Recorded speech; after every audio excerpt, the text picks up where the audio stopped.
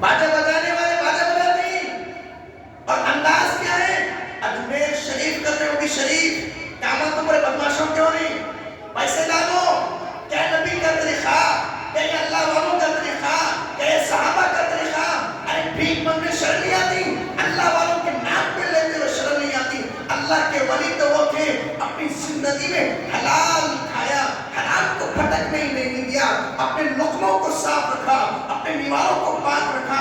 آپ دیکھو گے کوئی بھی صرف اجمیر کی درگاہ کا مسئلہ نہیں ہے، جائیے کسی بھی درگاہ کا مسئلہ لے لو، یہ عروس کے موقع پہ چندہ کرنے کا انداز، ایک جنا ادھر سے پکڑ دے، دوسرا ادھر سے پکڑ دے، تیسرا ادھر سے پکڑ دے، چوتھا ادھر سے، ایک پانچواں کیا کرتے ہیں؟ باجا بجاتے نہیں کرتے، ٹھک ٹھک ٹھک ٹھک ٹھک ٹھک، کیا ہے بولے تو ایک عروس کا چندہ دو، حضرت کا چندہ دو۔ ارے زندہ محتاج ہوتا ہے، مردہ محتاج نہیں ہوتا۔ قبر پہ چادر ڈالنے سے مغفرت نہیں ہوتی، ننگوں کو کپڑا پہنا مغفرت ہوتی ہے۔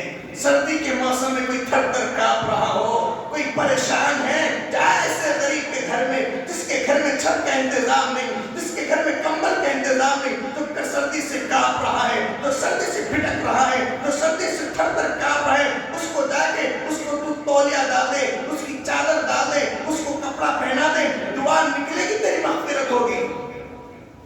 اتنی احترام سے چادر پکڑتے ہیں، بابا بابا بابا، گھر میں قرآن رکھے ہوئے دلال کو کبھی چھونا نہیں۔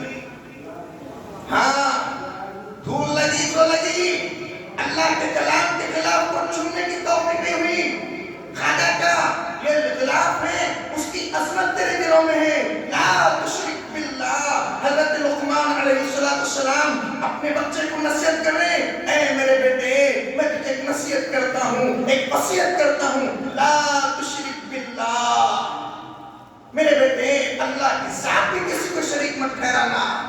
آج کے نوجوان، آج کے بڑے بڑے بزنس مین، میں سچ کہوں یہ بات حقیقت بتاتا ہوں، اجمیر کو صرف اور صرف اس غرض سے جاتے ہیں کہ ہمارا کام خواجہ کر دیں گے۔